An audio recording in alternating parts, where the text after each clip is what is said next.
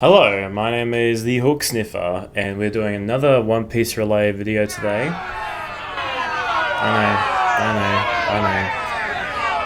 know. I'll get back on the Overwatch, alright? Give me a bit. I'm autistic, I'm sorry. One Piece video time. So... I'm professional, I swear. The theory going around that there is a theory that came out by a particular YouTuber, Ohara. And this guy has about 231,000 subscribers. Nothing compared to mine, obviously. So we'll see how this theory goes. I reckon his theory will be mandatory, I guess, about One Piece. I have no clue what the actual One Piece is, the theory of what is it. But this video came out 4 days ago, and it's got like 1,000 views, maybe. A couple of thousand, maybe 1,000, 2,000 views, maybe. It's very small. He's a very small YouTuber. But yeah, so apparently this is the best theory One Piece you will ever fucking see, apparently.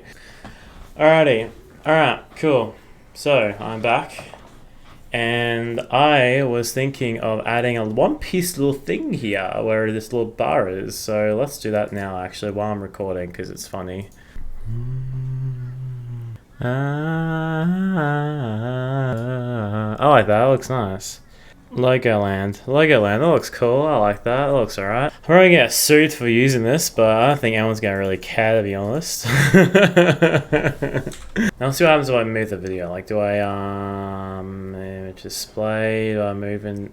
There's like, oh, I can't add a video in here. Really? There it is. And let's move it here. Right there. See, I can't even change it. Why is that?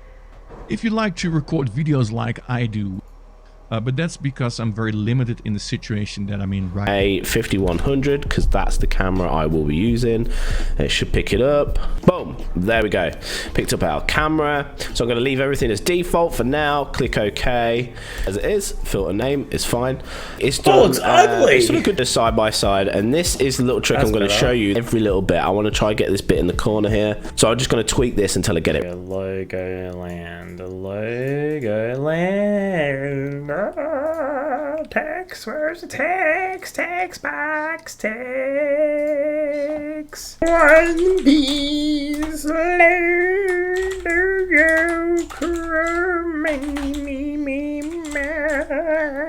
the Krusty Krabby Pizza, the Krusty Krabby Pizza. Looks nice. I like that.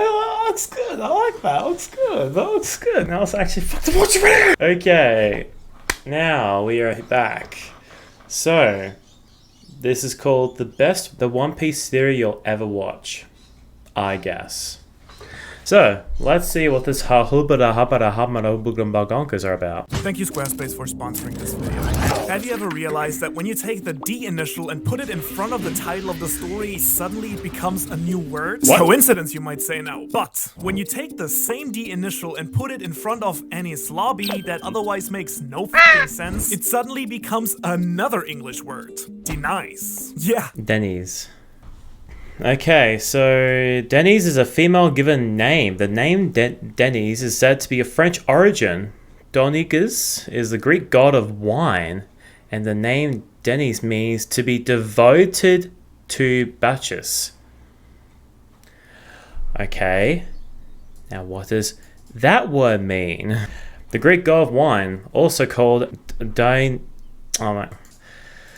Oh my god. Dione is known as the Greek god of wine, fruitness, and vegetation. Worshipped in organic riches, as also known as the bestower of ecstasy and the god of drama.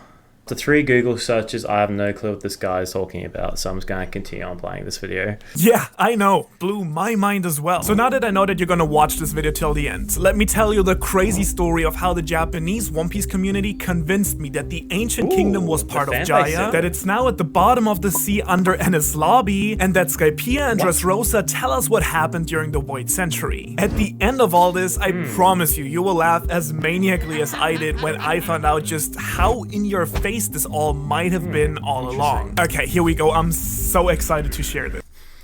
Let's do a bit of a close-up webcam myself, just to make the bit more of the aesthetic behind it a bit more interesting. I'm now Roadhog. I'm now Roadhog. I'm now Roadhog. Oh, that's great. I love it. I love it. I love it. One Piece は実在する In chapter 253, we learned that Upper Yard in Skypiea actually used to be part of the island Jaya down on sea level.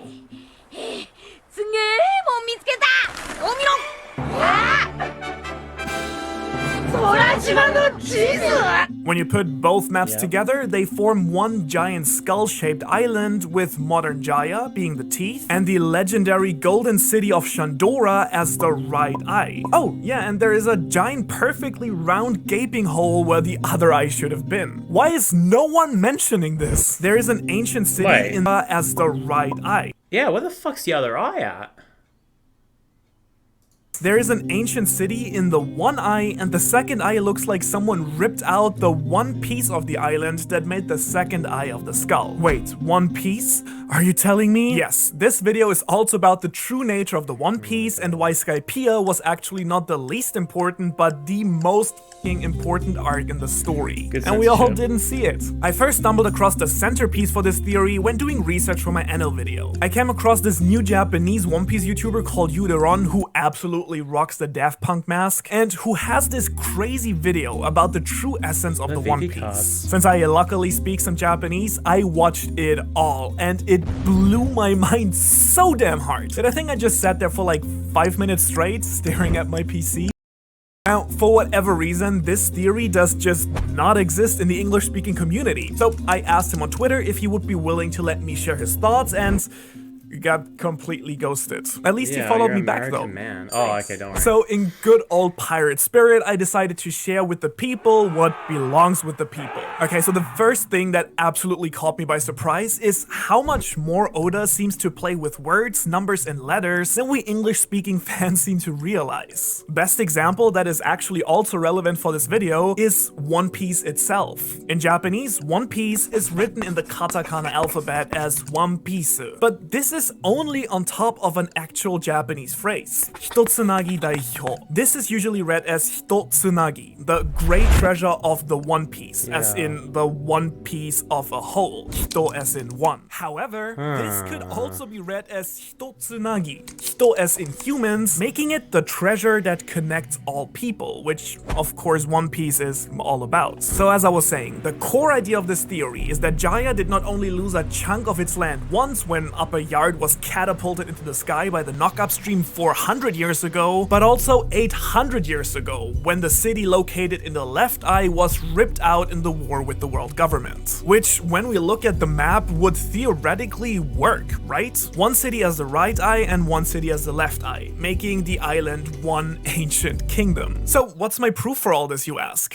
Oh, there is a lot. First of all, the name of the series, One Piece, and there is exactly one piece missing in this map. If Laugh Tale itself was the One Piece missing from the former ancient kingdom, that would fit, right? No pun intended. Then there is also a ton of small hints regarding the island's left eye being hidden or destroyed throughout Skypiea. For instance, in the cover of volume 27, Luffy has his left eye closed. And I noticed that the same is sort of true for Robin in volume 24 as well. We also have Pedro's missing left eye, Shank's scar, Luffy's scar, Zoro's scar, and the Jolly Roger of Doflamingo, a former celestial dragon, where the skull's left eye is just literally stroked out. Now, the volumes surrounding the Skypiea arc are actually some of the most critical in the entire story. Tons of important characters get introduced here. We meet Blackbeard and learn about the importance of dreams. We meet Bellamy and Doflamingo, who are also extremely relevant to this theory. And we see the meetings of Shanks and Whitebeard, as well as Ace and Buggy, all of which are super closely related to Roger, who, by the way, decided to leave a little message on the poneglyph in Shandora out of all places he could have done so. But the person most connected to Roger in a way that we meet in this arc is none other than Mont Blanc Nolans. He's a direct parallel to Roger, and their connection is one big hint that Jaya was the ancient kingdom and that Laugh Tale is its missing part.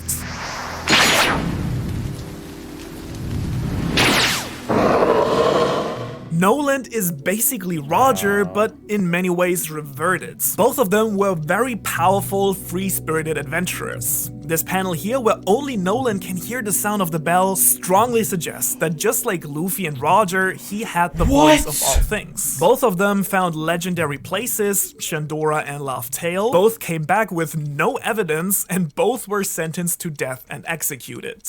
However, here the stories start to invert each other.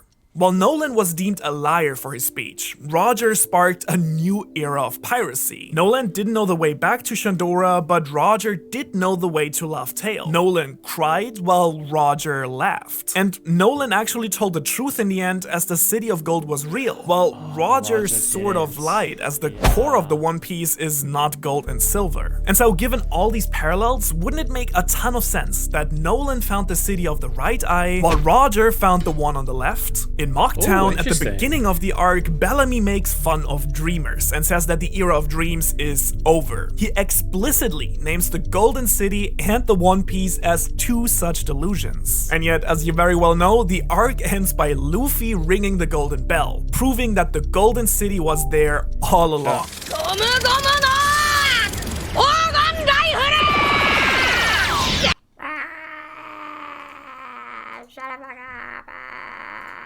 Facebook.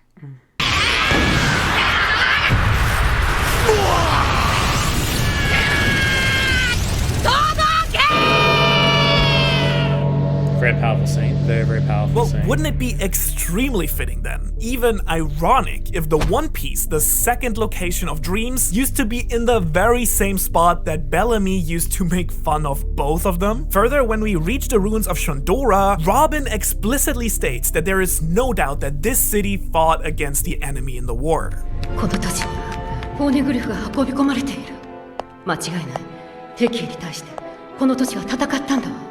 Well, if Shandora was part of the Ancient Kingdom, that would only be logical then, wouldn't it? Not only as an ally, but as a part of the whole. Also, we can't ignore the fact that Shandora is the only place we know of where the ancient script found on the poneglyphs is actually used as the regular writing system found on the buildings and walls there. And so since we know that the Kozuki clan were the ones who actually created the poneglyphs for the Ancient Kingdom, and that this script is used very casually here, wouldn't the easiest explanation be that Shandora was part of the Ancient Kingdom? And given recent events, wouldn't that also explain why the Sun God, who we now know as Nika, is heavily referenced here by the people as well? We even see Luffy in the exact same pose as him. And when I saw that panel of Nika, I immediately thought of the Shandian soldiers. And since Nika and Joy Boy, both names associated with laughter, quite possibly describe the very same person from 800 years ago, wouldn't it make sense that these traditions live on in Jaya because it was once part of this one ancient kingdom? And then I thought to myself, oh, but the sun isn't the only majorly important symbol in the story, is it? One of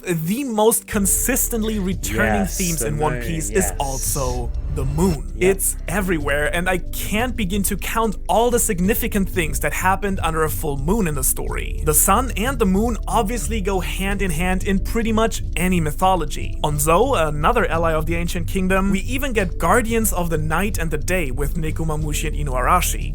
So, wouldn't it make sense for the right city to be the city of the sun and the left city to be the city of the moon? By the way, I just looked it up. In Teotihuacan, one of the ancient cities of Mexico that Shandora is based on, there actually is a pyramid of the sun and a pyramid of the moon. The very same moon, by the way, which is part of the Kozuki heritage and whose crest is pretty much the same as the Shandians. And while I was thinking this, I found this crazy color spread of chapter 269, where we see the Straw Hats in a place looking suspiciously like Wano, surrounded by the birds from the Kozuki crest. A crest that, by the way, has also crossbones, but no skull. Okay, this is chapter 269. The last panel of chapter 268 is this.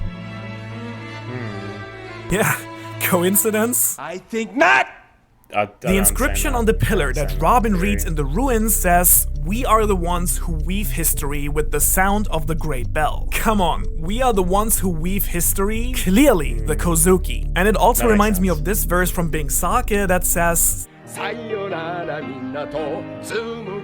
Goodbye harbor of the spinning village. On top of that, I then remembered that the Shandians came down from the moon to Jaya with very advanced technology, making them the perfect candidates to be a part of an ancient, powerful kingdom. Okay, I'm gonna let you breathe here for a second. So, real quick, I want to say thank you to Squarespace, who's the sponsor of this video. Don't give me orders. I know how to breathe.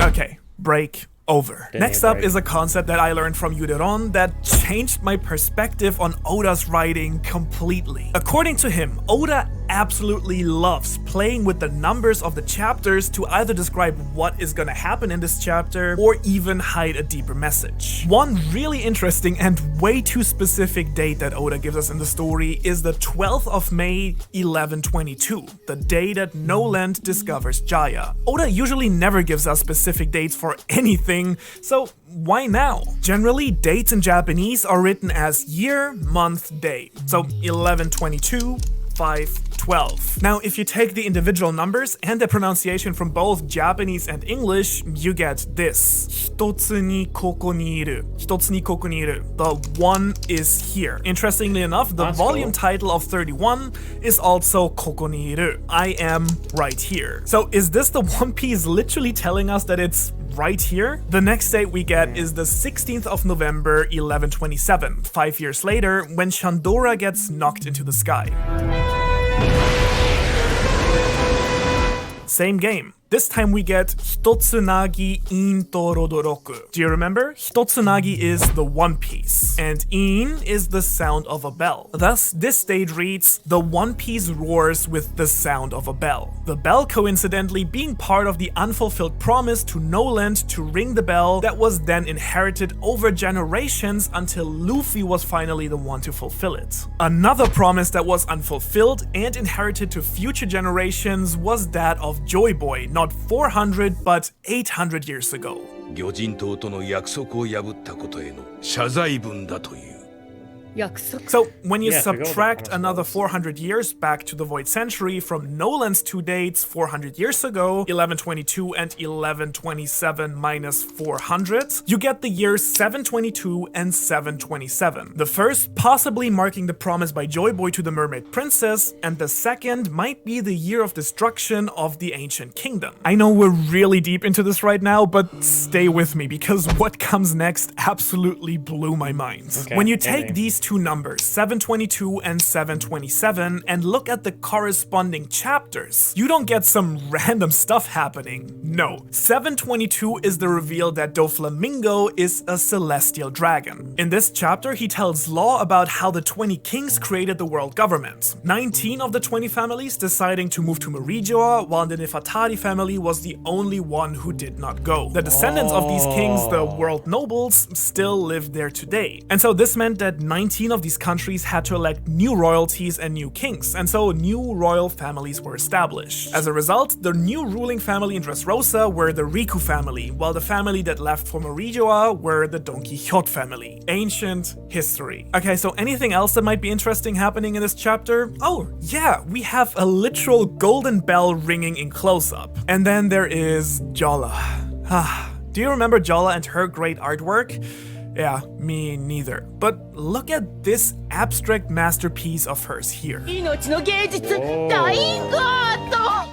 A giant gate with two eyes. The right one, bright like the sun, is open. The left one, dark like the night, is crying. I think I don't have to spell this one out for you, right?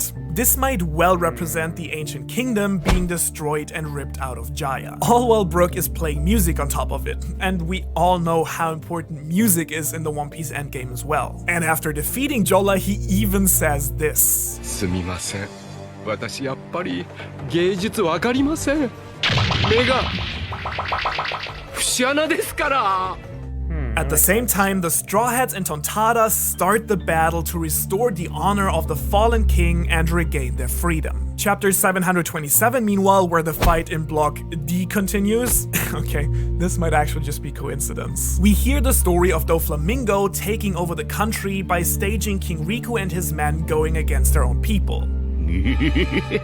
もっと国中が恐怖に震え上がり陸王を心底恨み切った時だ。 The wordplay we get for this chapter number is 地に落ちる, falling to the ground. Not only how Dressrosa fell, but also how the ancient kingdom fell. Jolla even says that her cryptic art is meant to represent the tragedy of Dressrosa. So also the tragedy of the ancient kingdom. Now, you might rightly say, Ohara, if Dressrosa is the representation of the fall of the ancient kingdom, what connection is there between Shandora and Dressrosa? Oh, right, this is a rhetorical question, right?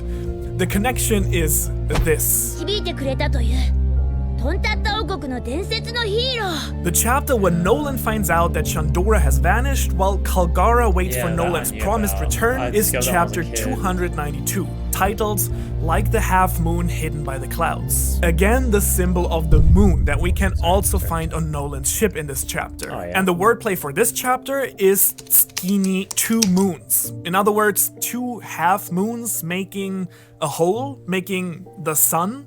Wouldn't it also make a lot of sense that the D is actually a half moon? 800 years ago, the people of the sun were overthrown and the done piece became the one piece. A circle became half a circle and became eventually a letter. The will of D then being to be made one whole again, becoming the sun, becoming one piece. Okay, I thought to myself at this point, this already makes way too much sense. But now on to the biggest mystery of it all. Why do I think that the One Piece and or Laugh Tale is at Enies Lobby? 正義の門ってのは島の裏手にあって四方の塔からのみ行けるようだ。なんだこりゃ黒いのなんだ 黒いのは滝だ。 The same Enies Lobby, by the way, whose main villain is called Rob Lucci, the one who robs the light, just saying. Okay, so we have one piece that when adding the D2, it gives us done piece. A done piece. The first thing that connects Enies Lobby to this is that it also takes a D. Suddenly, Enies Lobby that makes no sense as a word becomes denies. Denies what? I thought, but it's probably more of denies who. When you really think about it, Enies Lobby is one of the most freakish places we've ever visited in the story, and I know that says something. It never gets dark there. We have the enormous gates of justice that no one ever seems to bother to explain really. It is one of the central government facilities. Impel Down. It's literally hell. What do you... I mean, okay, first time pausing the video. I honestly understand that Enies Lobby is pretty much a very terrible place to go to because it's literally on death's door, like literally on death's door, like the guy addressed. I think Impel Down though is one of the worst because it's Alcatraz of One Piece, and it's worse than Alcatraz really. Like you have multiple levels of different elements of literally different ways of torture. And just the thing with all the different types of ways of torture, and people are stuck there forever. Like they're literally sentenced there for life in Impel Down. The lower the level is, the more insane it is. Like where Ace was, he was in like underneath fucking a frozen wasteland, and everything around him was stone. You know how cold that would be underneath a wasteland of snow in level 5 from level 4? That would be like negative degrees all the time. Like, and just, oh no, like I reckon Impel Down's the worst. And the warden is literally a poison warden. He fucking kills people while shitting himself. And it's the sheer fact is that all the other different places around the Impel Down has different variations of creatures and monsters that were created to torture prisoners and make their lives a living hell. I don't know, I think Impel Down is probably the worst place to go to in the One Piece world. But I don't know, just that's the way I see it. I don't think Enies Lobby is not that bad in my opinion. But let's see what this guy goes with this.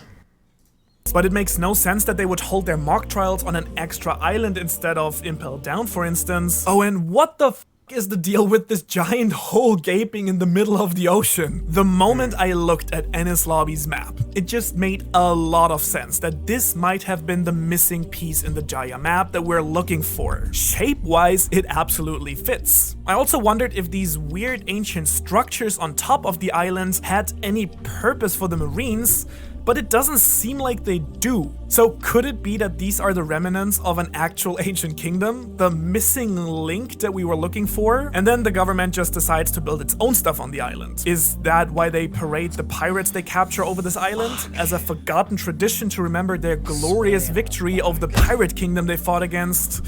I mean, it is called the Island of Justice after all, Shiho no Shima in Japanese. And here I'm a little bit proud of myself because I wondered that if there were multiple readings to the word for One Piece, there might be more to this as well, right? So here's what the dictionary told me. Shiho, obviously with different kanji combinations, next to justice, can also mean 1, 4 directions, 2, secret information, and 3, greatest treasure. Ugh, okay.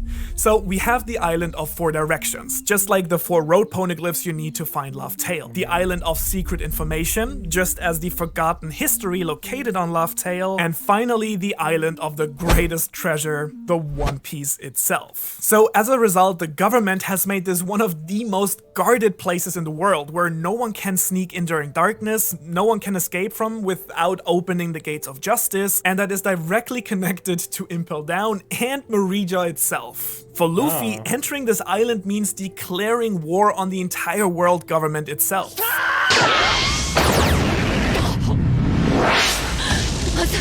It's an island that denies entrance to the D, the sworn enemy of the gods. And since Enies Lobby is the arc directly after Skypiea, wouldn't it be a classic Oda move for the missing piece to be right there? I mean, the Straw Hats literally come to save the one person in the world that can figure out the true nature of this place. This arc is all about Robin and her unique ability to read the ancient script and her search for the truth, and how the world government is covering it all up. Hell, don't forget that this is the arc where we first learned about the ancient kingdom in the first place. Okay, but clearly the One Piece can't be in a town full of Marines, right? So where is it? Only one way to go. Remember the inverted stories of Roger and Noland? Well, Noland's City of Dreams was pushed into the sky.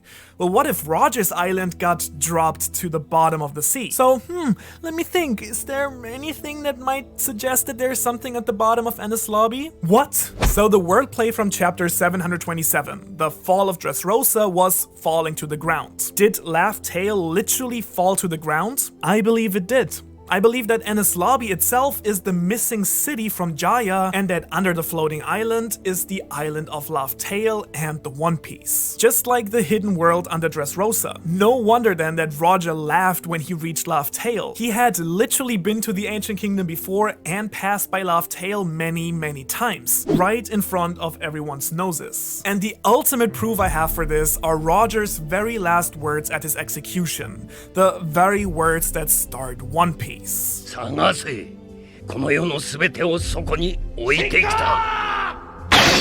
Again here, the secret lies in the Japanese version, a true wordplay in true Oda fashion. Roger says, この世のすべてをそこに置いてきた. I left everything in this world, soko. Soko in Japanese meaning there. However, it also has a second meaning. Soko also means bottom. In other words, the second meaning of Roger's last words is, I left everything in this world at the bottom. Ah, okay. So lots of feelings about this. Got completely honestly, a lot of feelings about this theory. It's hard because I gather information very slowly. I have a very slow ability to learn, and I don't know how I go with theories. Like, I love theories, but only theories that I understand. Only I like theories is when I actually do get what people are saying to me. There are sometimes when people tell me about theories and that kind of stuff, and it just goes on my head. Literally, I can't help it. And I'm sorry, but this best theory you'll ever watch, I only understand maybe less than half of it. It's so bad. Some of them I knew already, and some I was like, that's cool, I guess, but that's mind-blowing for me. Maybe it's because I'm not a true One Piece fan that I was. Don't get me wrong, I love One Piece to death. I think One Piece is one of the best fictional things I've ever seen. And I guess I just didn't pay much attention to it when I was reading it. Granted, I read the whole series up to date twice when I was a kid. So a lot of this information that I've stored in my head from all those years ago of reading it, I barely have the grasp of all the detail behind it. Granted, there is a lot of stuff that I do remember, but unfortunately, it's just kind of blew the back of my head. Kind of blew over me. Which is sad to say, because the effort this guy went through was well done. This guy did a great job with all the theories that he did with all this. Honestly, he did a great job with being like really detailed as possible with all the Japanese kanji and all the editing and just all the research he put towards this is nuts. The research he put towards this is very, very impressive. And just the sheer fact of his efforts and just his motivation to look up every single fucking thing to the point even look like watching a Japanese guy to theorize One Piece himself, and just to like very impressive, very, very impressive. I'm not gonna lie, I'm more impressed of the guy's efforts than his theory. It's really bad to say, but I don't know, that's how I am. That was the only thing I loved. I'm sorry. That was the only thing I loved. It made sense with one eye. That's the only thing I loved. The only thing I loved out of the 22-minute video. It's so sad to say. It really is. It really is. I feel like I was disappointed a lot of people with how my reaction went with this. Don't get me wrong. The idea of Laugh Tale being at the bottom of the sea, the idea of Laugh Tale being the biggest evidence was Skypiea or Jaya. It makes sense. And I like this theory of Roger and Nolan being basically the same, but just different descendants, you could say. That I liked. That was cool. That was a really cool theory behind that as well.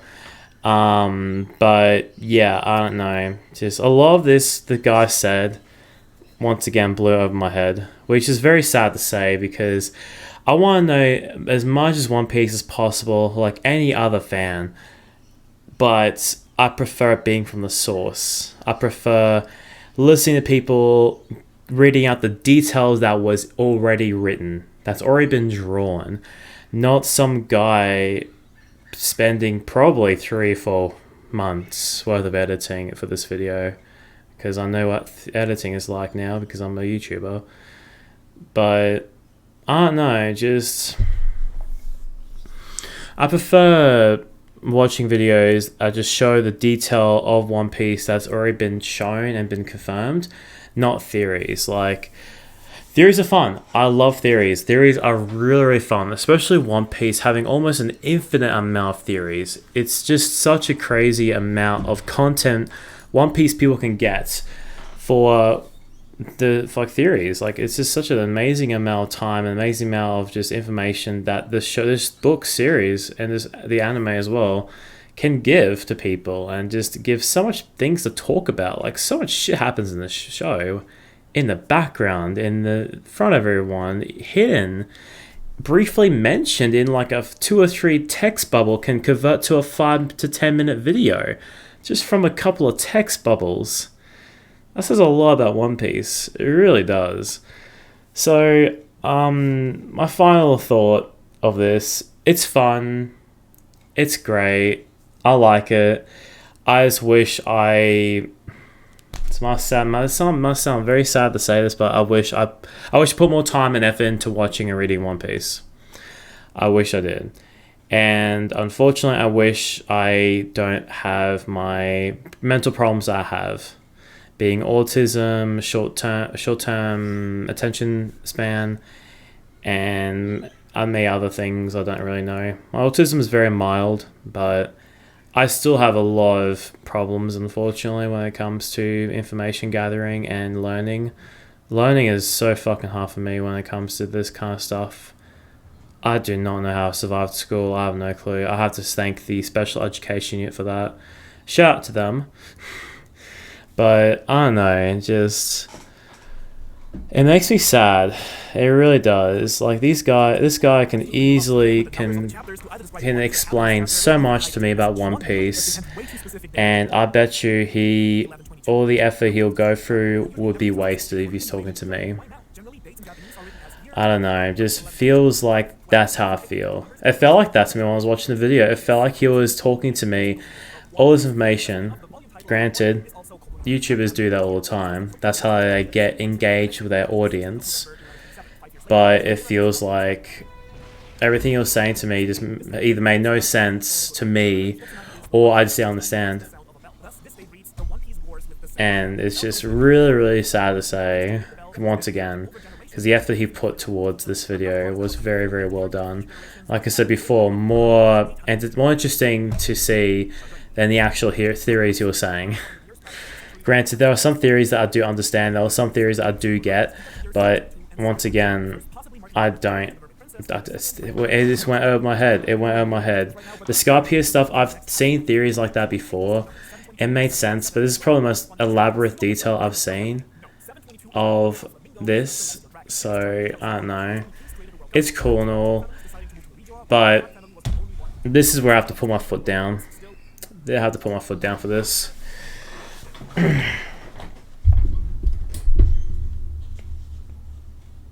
I would rather read the books and just get the information I got from them and just be patient. The author, Ichiro Oda, he knows what he's doing. Fuck, we all know what he's doing. He's planned the ending already. He told a dying kid what the ending was, and the kid thought it was perfect. He died of happiness. And I don't think theories is the most important thing to that kind of stuff, in my opinion. Obviously, people can just completely backtalk and say, no, it's very enjoyable to theorize because it's all about the wonder, all about the guessing. Granted, I had that satisfaction feeling. I predicted that, and my friend and I predicted that Obito was Toby from Naruto many, many years ago.